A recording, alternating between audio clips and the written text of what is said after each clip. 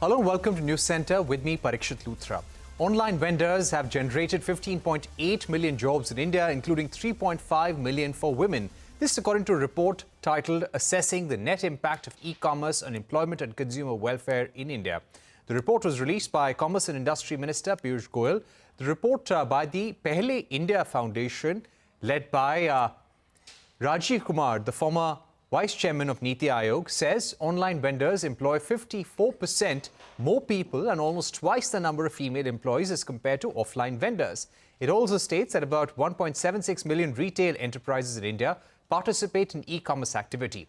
The report delves into how e-commerce has reshaped consumer behavior in India, noting that consumers have shifted to online shopping for convenience, product variety and access. Interestingly, Minister Piyush Goyal, while speaking after the release of the report, said that the exponential growth of e-commerce in India is not a matter of pride, but a matter of concern. He also said that e-commerce is eating into the small retailers' high-value, high-margin products. He flagged how e-commerce platforms sell directly to consumers when they're not legally allowed to engage in B2C. However, speaking at a separate event today, Goyal clarified that the government is not against e-commerce, but called for fair play and honesty. He said small retailers should survive and get an equal opportunity. Now, Goyal's comments come at a time when the government is yet to finalize the e-commerce policy, which aims to protect domestic entrepreneurs and provide a level playing field to all stakeholders. We want to encourage online. We are in favor of online trade. Algorithms should not be used to force consumer preferences. The ratings that are given on these sites should be honest. We want to ensure that misleading ads are not there. We are desirous that the FDI policy on e-commerce, which allows B2B in a marketplace model, is followed scrupulously by all foreign e-commerce companies.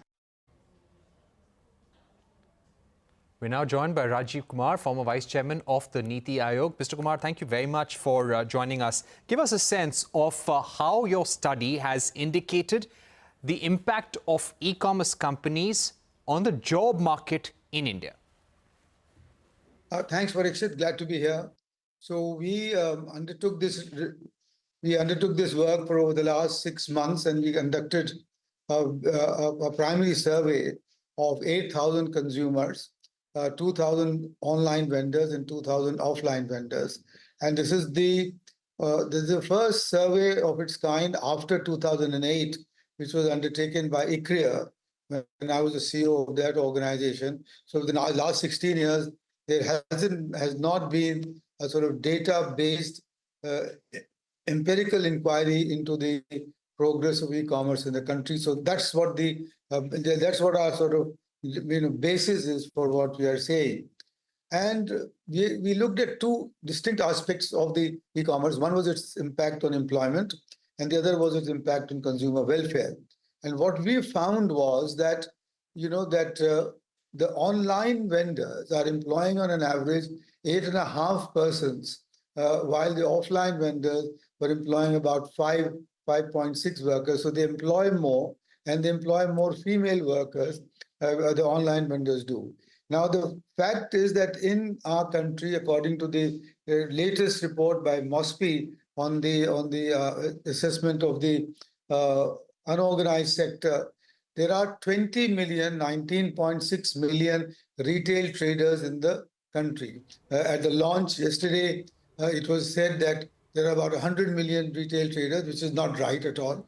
According to the government's own figures and our own estimates, there are about 19.6 million retailers, of which about 1.76 are the online retailers, with a share of 8%.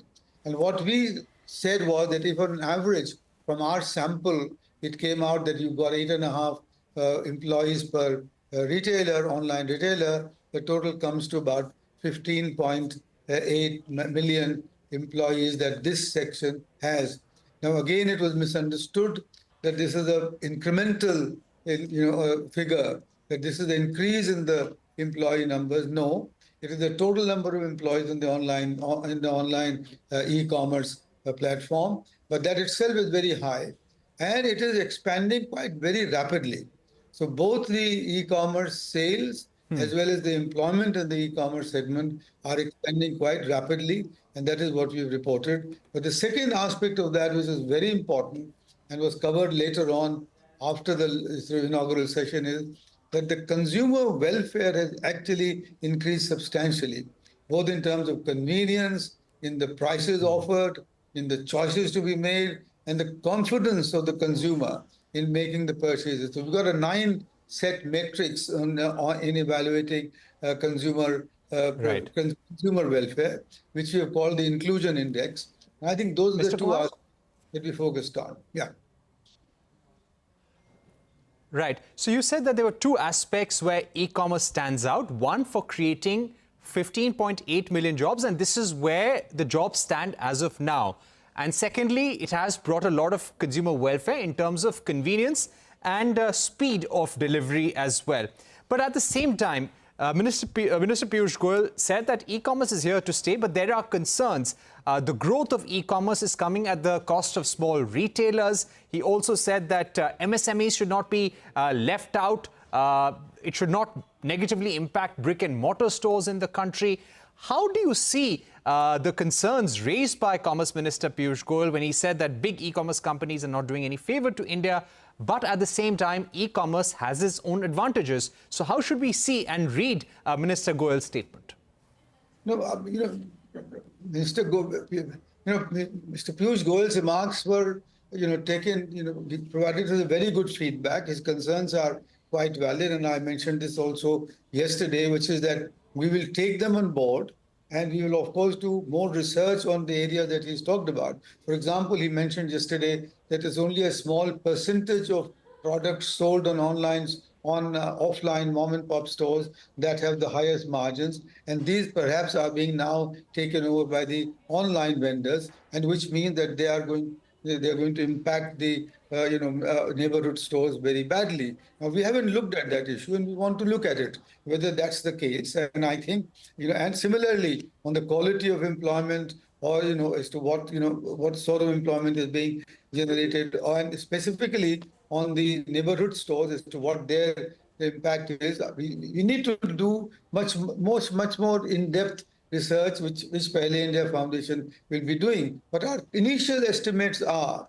that from the 2,000 vendors that we surveyed, offline vendors that we surveyed, only 6% said that their businesses suffered because of the proximity of some e-commerce platform or of e-commerce in general. In fact, a very large number of them said that they are sure of offering solid competition to the online commerce, and made out the case that India is not a country where the online or the e-commerce will have its way all the way through, because there's a very huge tradition of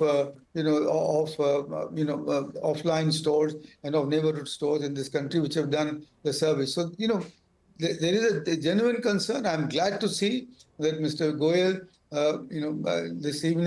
today has said that he supports e-commerce, because yesterday it's kind of a thought that that he's much more concerned with its growth. Just a point here, which is that Parikshit, that the growth in the e-commerce, we estimated the share of e-commerce at 4% in 2008.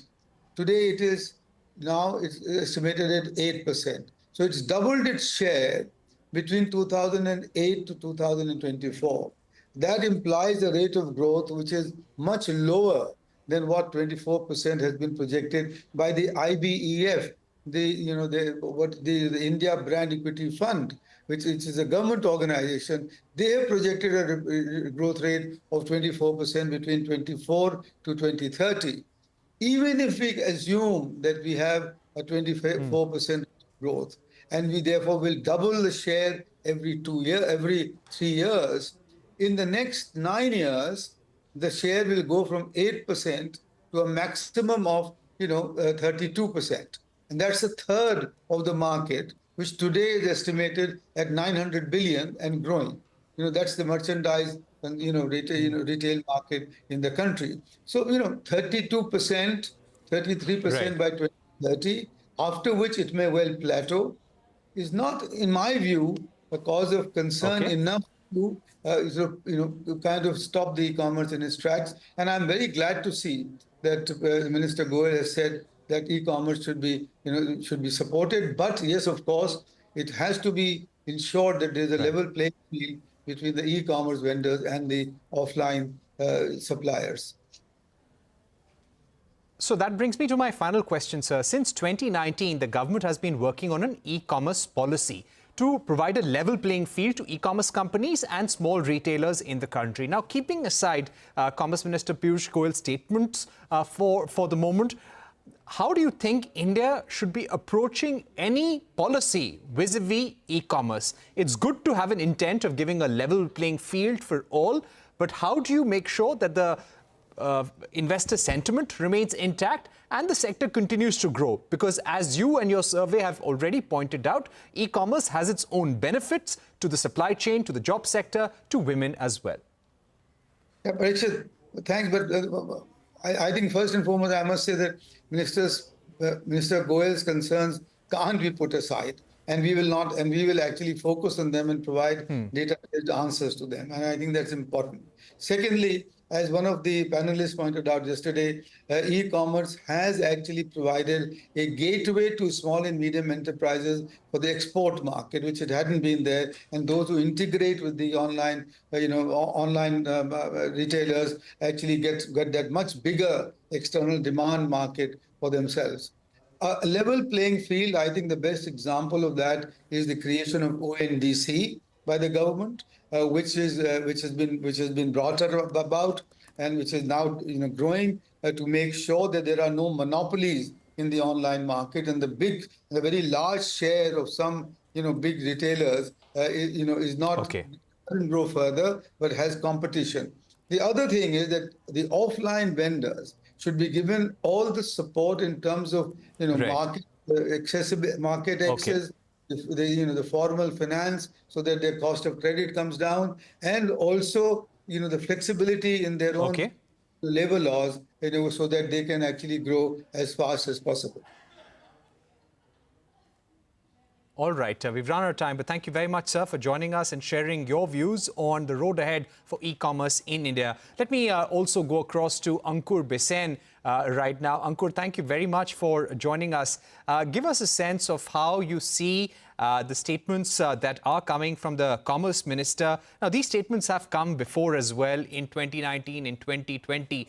How should we read them at a time when we are trying to attract investments from abroad? We want to make sure that there are a large number of MSMEs which contribute to the value chain as well. Yeah, I think the best metaphor I can describe the statement as is making a mountain out of a molehill. Because as Dr. Rajiv Kumar also pointed out, e-commerce is here to stay. E-commerce has made a sufficient sort of penetration in the market. There are multiple interdependencies that have got created. There is no such thing as pure offline, pure online. Many independent retailers that have shops are also resellers on platforms. So there are a lot of interdependencies. So that's point number one. And therefore, to iron out e-commerce and to call it out as something that is against small offline, that word does not exist anymore. The second point is that many categories of retail are not yet on e-commerce, and in the next decade or so, I don't see those categories coming online at all. For example, home building material, which is nearly about $120 billion. I'm talking about paints, tiles, hardware, steel, cement. Nothing is sold online. Everything and most of whatever is in home building materials is predominantly mom and pop stores. Traditional retail still dominate. We take the example of jewelry. Jewelry is not at all online. And at the same time, the jewelry business and the jewelry sector is becoming far more formalized than it was before, where we have seen regional retailers hitting jackpots with IPOs. Now we are seeing sari retailers and regional value retailers also going online, taking the IPO route. Now, if the statement was true, these businesses shouldn't have existed today because we are already 15 years into e-commerce journey. So e-commerce today, if you talk about it, is hardly 10% of the total. e-commerce, total retail market, and 80% is still dominated by mom and pop stores. So I don't understand why this threat Okay. of commerce to traditional retail. All right. Stay with us, Ankur. Let me also go across to Mr. Gopal Srinivasan, Chairman and Managing Director of TVS Capital. He's with us on the phone line. Mr. Srinivasan, today, Minister Goyal elaborated on his statements on e-commerce. He said that the Indian government is not against online commerce or e-commerce. It has tremendous benefits, but we want fair play and honesty. Everyone should have a fair chance to compete, and e-commerce companies need to understand the law of the land. Now that this has been said, there are expectations that possibly the e-commerce policy is now on the anvil and could be announced soon. Do you think that the government must now bring out whatever draft has been agreed upon and give us a timeline within which it has to be brought in? And do you think this draft should be put out in public domain? Hi, Parikshit. I think I would just use one word for Mr. Goyal's statement, and I would call it bullseye. He has made a very, very important point, which should have ideally been made 5 years ago. There are e-commerce as a category is obviously good. There can't be any doubt about it. But e-commerce at what cost is how I understood his statement. There are nano micro entrepreneurs, which basically mean the kirana shops who are operating in the restaurant business and let us say the grocery business. On one hand, we basically have these e-commerce companies using cheap foreign capital to fundamentally subsidize prices and affect many of these individual businesses.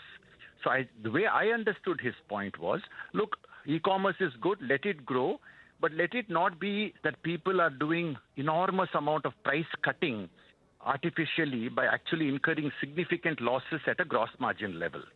So that is that interpretation, I think, is absolutely spot on, that fundamentally these companies should be accountable in the interest of preventing digital monopolies like Amazon and Flipkart to basically ensure that they are not cutting prices to the point where basically they're putting people out of business, and then at some point they will increase the prices and gouge the consumer. So I think he has made a very visionary statement in this context. Second thing he has very subtly alluded to is many of these structures like these retail companies that people are using because they're not allowed to directly transact being foreign owned need further examination, hopefully sooner than later, to understand that they are really compliant with both the spirit and the letter of the law. I suspect they're compliant with the letter, but I'm really not sure they're compliant with the spirit of the law. These are the two things I took away. In many ways, just as Zomato and Swiggy have actually accelerated the business of restaurants by giving them identity and not doing any price cutting or gouging, I think in the area where groceries especially, and maybe the small mobile shops in the neighborhood exist, I think there is a point that Mr. Piyush Goyal has made, saying this should grow, but it should not be by cross-cutting, using foreign capital in particular to actually subsidize prices, and then once these neighborhood shops are extinguished, then resort to price gouging by inflating prices. I think this is a phenomenon that's been raised in other countries also. So we need a transparent mechanism, and we need somebody like CCI to monitor these prices in some sense through quarterly returns to ensure that this is not happening. So I agree with Mr. Goyal. E-commerce is necessary. It must be there, but it should not be that large companies and digital monopolies are exploiting the consumer in the long term by